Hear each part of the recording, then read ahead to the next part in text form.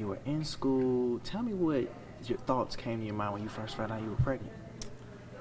I was excited. I was nervous because I was already not doing the best with keeping up with school due to me starting college. My first year of college was 2020, so I graduated 2020 and started college 2020. So it wasn't the typical, college experience. Everything was online. I was a little nervous about that, so just trying to get in the swing of things of doing classes online, and then turn around and I ended up pregnant. So it was just like a whole turmoil. It was just so much going on. But I was excited to be a mom. It was just, I didn't know how I was going to balance it. Now, tell me how you felt when it came to making the decision of, I'm pregnant, but I want to stay in school. Like, what do I do? Like, how did you come to that decision that you was like, oh, I gotta take a break? Okay, so I lost my financial aid because I fell behind the requirements, keeping a certain GPA, of course. But I was determined. I was like, well, I'm a mom now. I want to finish. So I started paying. I got a payment plan. Still was falling behind, even paying for classes. So I'm like, okay, yeah, it's just I got to take a break because I can't keep it up. Like, I'm wasting money, basically. I was determined to finish, but it just was like having the energy, like when you're pregnant, it's a lot. It's a lot. So it just takes a toll on your mind and your body. So I knew I couldn't do all of that at once. So that's what made me.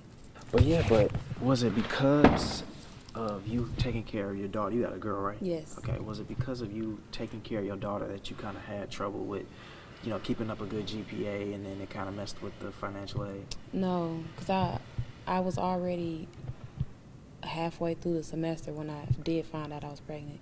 So just not being used to doing classes online, that's what messed with me. That's what made me fall behind, really. Like just being discouraged and not having that classroom setting, you know what I mean? It was a mess.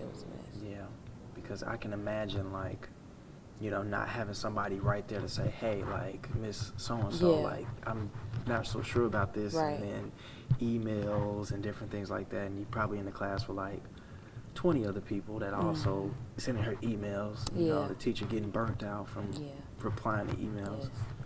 Yes, that was a big thing. And also the Zoom, like having classes on Zoom. Like a lot of people, you'll probably see two classmates with their camera on. Most of them in the bed, It's just being in that classroom setting face to face keeps you structured, So you had a lot of leeway. You have to really be determined to.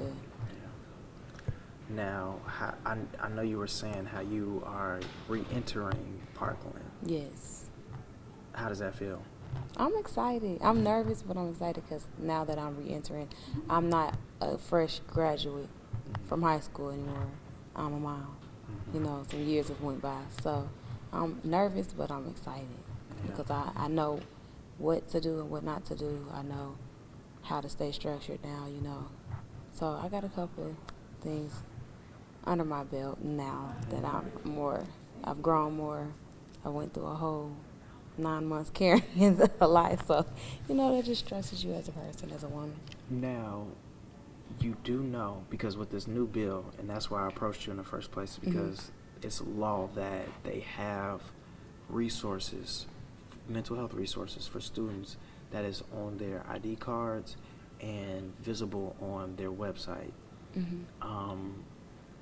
Have you ever seeked help when it came to like you about to leave the college? Yeah, they try to reach out with resources, but like I said before, you have to really have that self-discipline.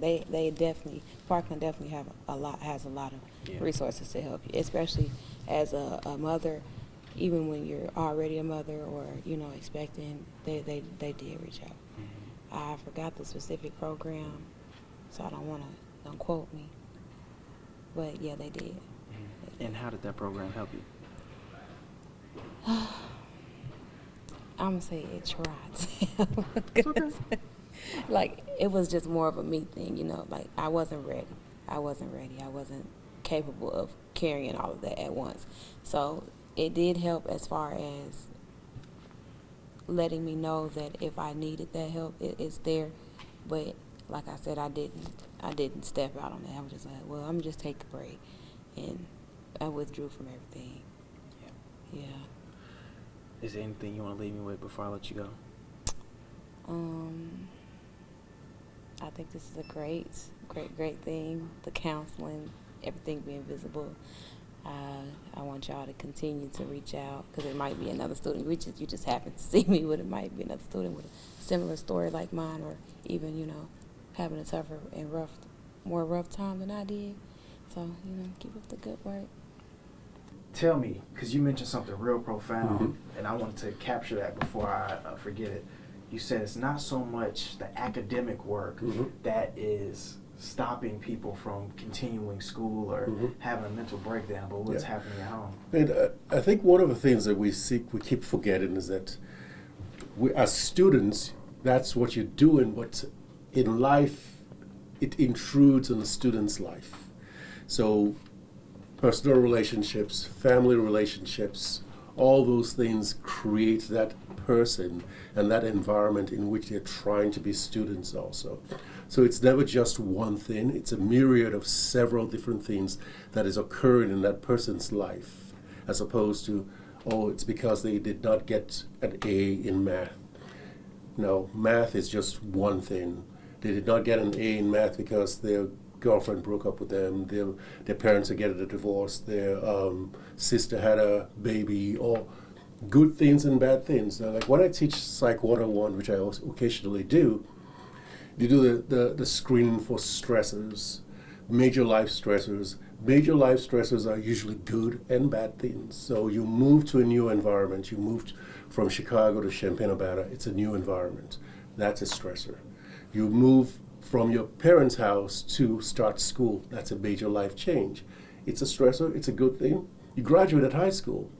It's a good thing, but it's also a bad thing because you're stressed out based on all the different things that are happening. You're moving away from friends. You're changing your friendships. All those things affect how you react to your schoolwork. So it's not just one thing. I think a lot of times when we try to make it just an either or answer, yes or no, it's never that easy. And also too, because sometimes I hear this a lot too, is that like I've had friends that said, I dropped out because of, I took a break because of financial reasons. And I couldn't imagine that, FAFSA was paying for your school and then they just like, we hit a bump right here. But, I mean, things do happen, because sometimes family people have to take out more loans than others. I've been fortunate that my family qualified, and I've had to take out a loan myself too. So, but yeah, just knowing that, sometimes life gets in the way and, you just can't stay focused. And yeah. Oh, yeah. Well, just speaking about that, I just had a young woman in my office today. She said, hey, I want to take a break. I said, so what are you taking a break for? She said, well, I'm the first person in my family to be in college. My mom doesn't know how to talk to me about college. I don't have uncles and aunts who talk to me about college. And because of that, I feel overwhelmed.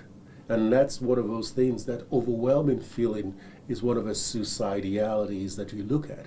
How overwhelmed are you based on what else is going on in your life?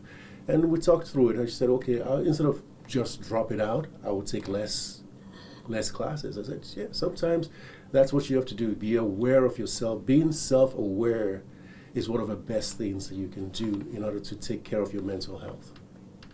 And can you touch more on that, like what sorts of things that people can do? Because, I mean, you have these resources available, and from the conversations that you've had, because I spoke with Katie as well, she said that you all have been following this, and you mentioned it as well,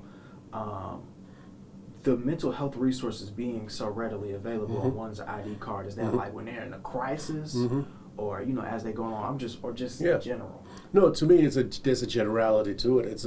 When you're in crisis, that's the crescendo. A lot of times, what we try to do is more preventative, as opposed to when you're got to get it done. When you're started to wonder, like the young woman I was talking about today, she wasn't in crisis, but she knew that I'm feeling overwhelmed.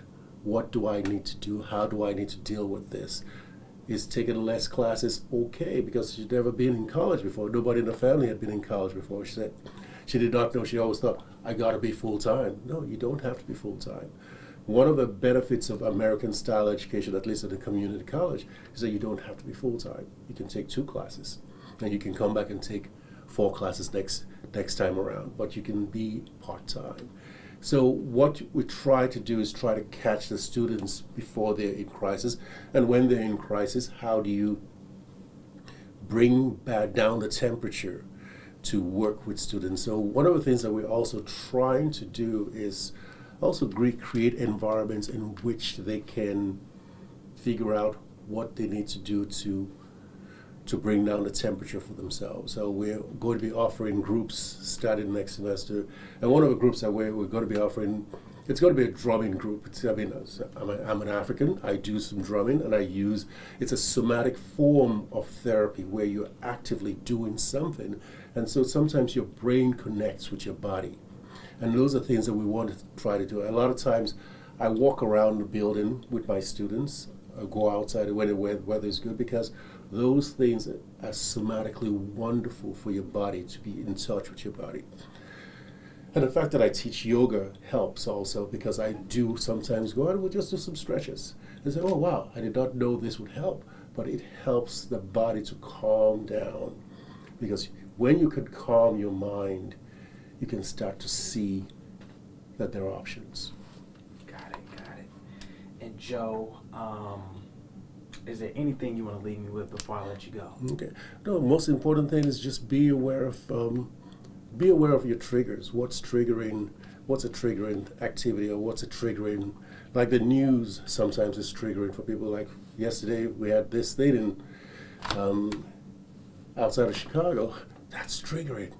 So if you know the news is triggering, don't watch the news.